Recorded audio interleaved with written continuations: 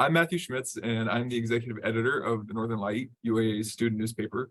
This video is a part of a series of interviews with students running for election to UAA's student government, USUAA. The general election is being held on April 4th, and all students will get a ballot to vote via email. Students will have 24 hours to vote on candidates in the election. Students can vote online only. Kyle Ivasig is a news reporter on the paper, and he has helped me ask questions. We are speaking with Shanone, Tejada, who is running for president, and Helena, Ballard, who is running for vice president. Just want to say thank you guys for making time to meet with us and answer some questions. The first one is, can you both tell us just a little bit about yourselves? Yeah, so I guess I'll go first. Again, named Shanone Tejada. I'm going into my senior year in the fall, majoring in political science with minors in history, legal studies, and communications. Decided to slap one on there just for funsies. I'm also on the UAA debate team, and I coach high school debate. So I teach young students how to argue. Their parents don't really appreciate it. I'm Helena Ballard. I'm from Eagle River. I'm also going into my senior year in criminal justice, and then a minor in psychology. And I was a part of Greek life. I've kind of stepped away so I can do this, but yeah. Can you tell me a little bit about your background in student government and advocating for students? Yeah, so going into this election, it's my second year on student government. This next year will be my third. I'm the current USUAA vice president. And, concerning advocacy, I've also served in other positions system-wide. So I was the chair of the Coalition of Student Leaders, which is how I analogize it, the model United Nations, or the United Nations for student governments in the state of Alaska. So we all come together and talk about the concerns that we have. Some of the work that we, did in Juneau is advocating for protecting the Higher Education Investment Fund, which was something that Senator Lyman Hoffman introduced last year in the legislative session and signed by the governor. So, those are just some of the things that I've worked on through advocacy. I'm the current delegate for the College of Health, and I've currently been working on the school dance that a lot of people have wanted, so kind of advocating for that. And then I'm looking forward to advocating for food options and extra hours for the commons and everything. What are the top priorities you're hearing from students, and how do you intend to advocate for these priorities? Well, I think our campaign slogan is elevate and empower. I think that when we talk about elevating student experience, I might not have the best perspective on it, but I think that's where Helena balances the ticket is. She lives on campus. She hears the same concerns. She eats the same food that students are complaining about. She's always on campus. And I bring the relationship and the rapport that we've built with administration and with other individuals. So when we talk about elevating the student experience, I think that talks about better food options, or even just more food options. Let's if we're being real. And with academic advising too, I know that they just rolled out academic advising 2.0, and we're hitting a couple bumps, and administration ought to be aware of those things. But when we talk about empowering students, I think a lot of students take for granted the power of their voice, right? Like right now in national politics, even at the state level, the most impactful testimony that we get is directly from students. So when we talk about LGBTQIA plus rights, when we talk about, higher education, these are all things that students have a voice in, and they might very well have the most powerful voice in. And I want students to know that, voting for this ticket, they'll be empowered and, won't back down from those tough situations. Living on campus, I hear a lot about the food and the hours that the commons are open, or even the Pilates hours is something that I've heard a lot about. And then there's a disconnect between students and students that I'd want to fix, and then students and faculty as well, that we can work on. So I think those are just some things that I've been hearing. What else do you want to accomplish in this role? I mean, I think maintaining those relationships with, other governance leaders. I literally just hopped off the meeting from UAA caucus where, we meet with staff council presidents and faculty senate president and the vice chancellors and the chancellor, you know, maintaining those relationships. Because something that we just talked about was building community, not just, through our city, but within our campus. I think something, that we've gotten complacent with is being happy to go on our own and, try not to engage with each other because we have the Zoom option, we have the alternative option.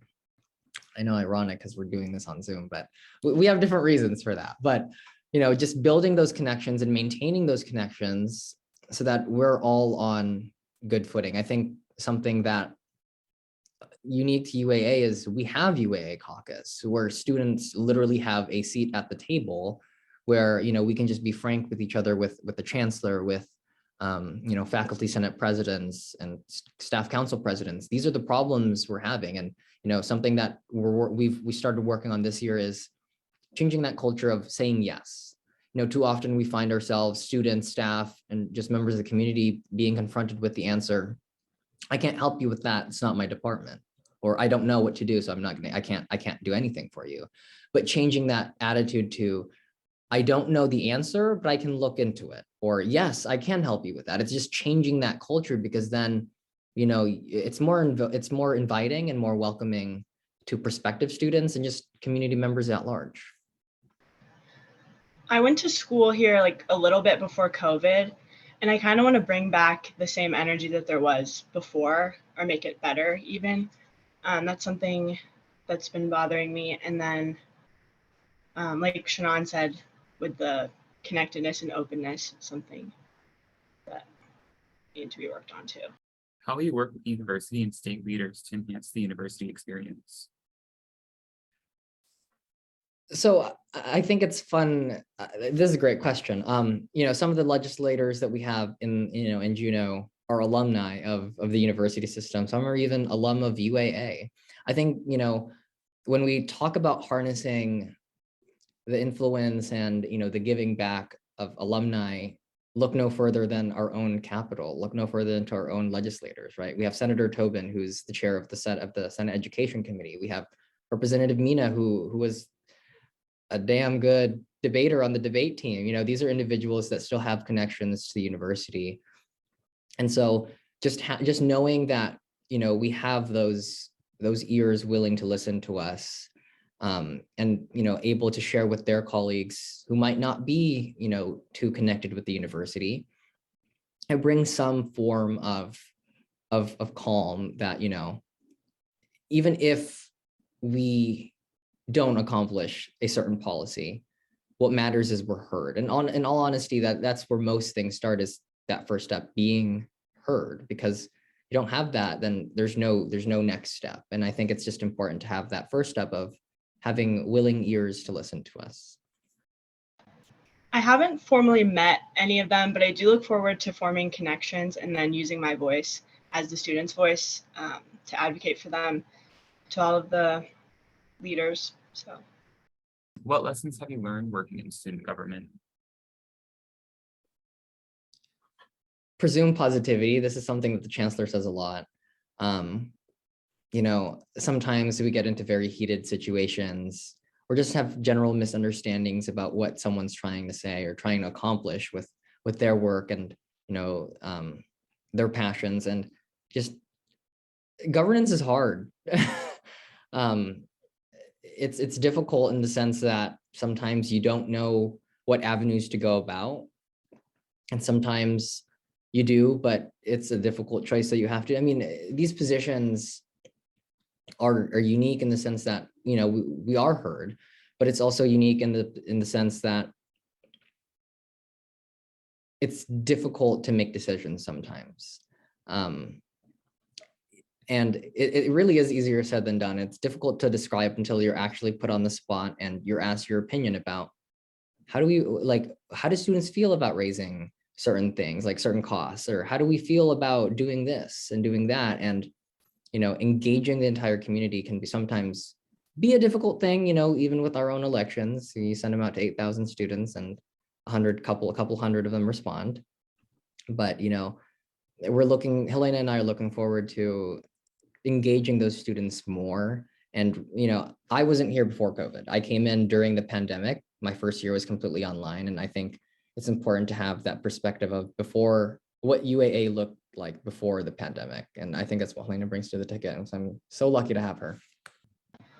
I've learned that I have to step up and be a leader. I'm kind of soft-spoken and shy, and I've definitely had to push the boundaries of like my personality and speak more. And I think that's something that I've learned. What other ways can you use your position as student leaders to help students? I mean, just having that candid, personality. I think that's something that Katie is a mutual friend of Helena and I.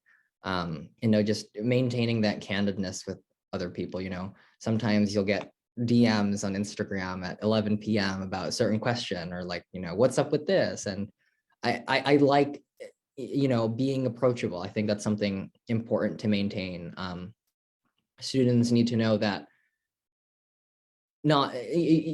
people always introduce me sometimes, like, oh, it's Shanone, he's the student body vice president. I'm always just like, yeah, something like that.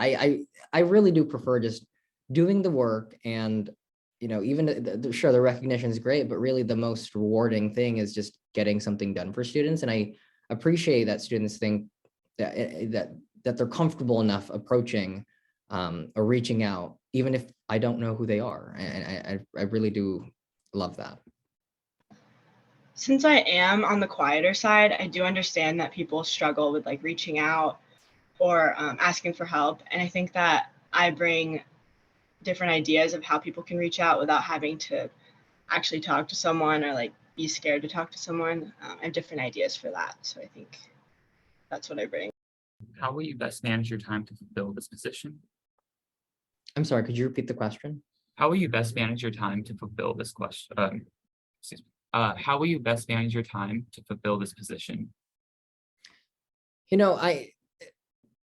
A lot of the work that these two positions do is really behind the scenes, and I think that's where I thrive most. Again, I don't like being in the spotlight. I don't like being, that front face. I'd rather work in the backgrounds and in meetings on like, how do we get something done? And the recognition is good, but how do I best manage my time? Going into my senior year, very close to earning those credits and going on. But I think what the bigger challenge that I'm presented with is, how do I make the most out of my time left at UAA? And, leaving something that is meaningful and rewarding. And, we're already starting those conversations on, if we don't raise tuition, how can we reduce it? If we don't raise student fees, how can we reduce it? And, those are already ongoing conversations as we work on this transition from one administration to the other. Like Shanone said, a lot of it's in the background, but there is like kind of spotlight moments. So I think I just have to kind of prioritize this and then school as well. But I'm pretty good at time management, so I think it'll be easy. Is there anything else that either of you would like to add? I think it's important for students, again, to realize that I don't care if it's your first time in the university. I don't care if you're returning to the university after taking a couple years break. Our job is to represent you, and our job is to always be that open ear for students. If you're not willing to, reach out, come to one of our forums. We'll reach out to you. We'll speak with you. Reach out to us via email, via phone. Communication is important. And always love to hear from students. Our doors are always open and our ears are always open. So I know that we college students tend to go to bed at 1 a.m. and I promise you, I will respond to texts and emails at 1 a.m. So always don't be afraid to reach out. Pretty much what Shanone said, like everything he said was what I was gonna say, so. Shanone, Helena, thank you for taking the time to do this interview with us. And I just want to say, so USUAA Spring 2023 general election will take place on Tuesday, April 4th, and students will be able to vote online only. All current UAA students will receive a link to the ballot on April 4th at 12:01 a.m. and will be able to vote until 11:59 p.m.